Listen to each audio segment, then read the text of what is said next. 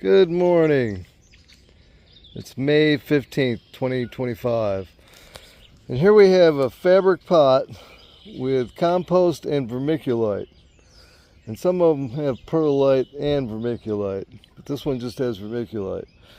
We're going to go ahead and add some peat moss to give it a little water retention to where it'll hold water, because compost is very dry.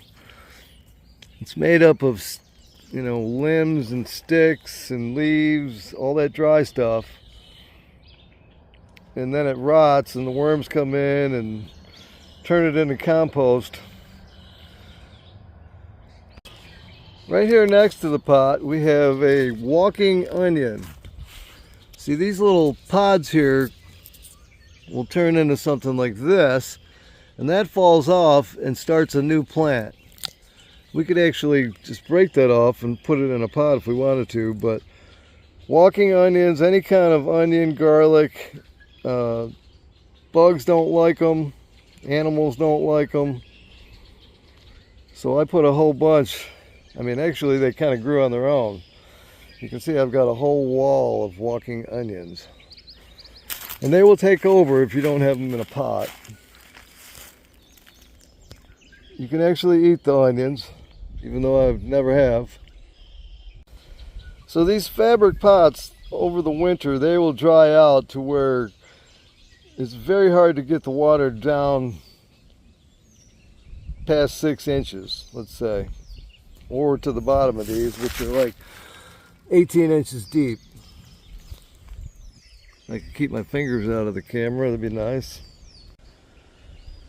So these dry out pretty quick because they have air going through them, drying it all out through there. And it's mostly compost and vermiculite, and I'm going to add some peat moss to give it some water retention to hold water. But you could water this for about an hour on top and it'd only get down about 3 inches and probably be rolling off the sides like the whole thing's soaking wet. But you can dig down and find out it's dry as a bone. So what I'm doing, I actually shoveled all this stuff out of one of these pots over here, like half of it.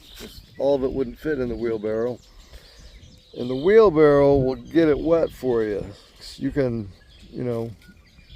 douse it with the hose and it'll soak in, and if you left it overnight it'd even be better, but just a couple hours will probably do. So we're going to get the medium, the dirt, the compost, vermiculite and perlite, super wet, and then put it in the pot. And that's how it's going to, it's going to stay moist for a long time, but you got to, keep water in it. Okay, here we have the fabric pot halfway full of moist soil. You really want it wet.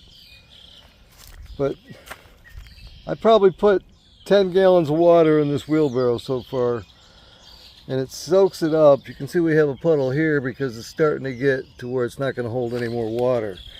But I just went in there with the shovel and dug it up and found a lot of dry spots in there that didn't get wet, even though it's been sitting there soaking for 30 minutes. So depending on how dry your soil is, you might need to let it soak for about an hour. Okay, here's what I'm talking about. The dirt not getting wet and not soaking up water right away. This wheelbarrow, I just put dry dirt in here, and then I ran the hose on it for a good 3 minutes, and then dug the top off, and you can see it's bone dry right here, just under the first ½ inch.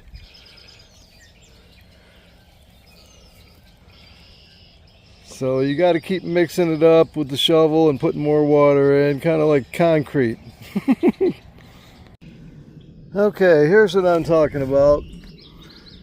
We're halfway down in this fabric pot. We got all the dirt in here. We got it soaking in some water.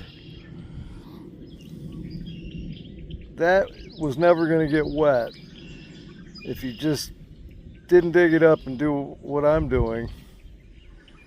only the first inch would probably be wet, and then you could dig a shovel in there and it'd be bone dry, everything underneath it. We've probably had 10 inches of rain in the last month, which is a lot of rain, and these are all bone dry. Only the very top got wet. What happens is it repels water, and the water will just flow off the top. It takes a long time for water to soak into the soil, even if it's not in a pot. If it's in a regular garden, it's kind of the same thing.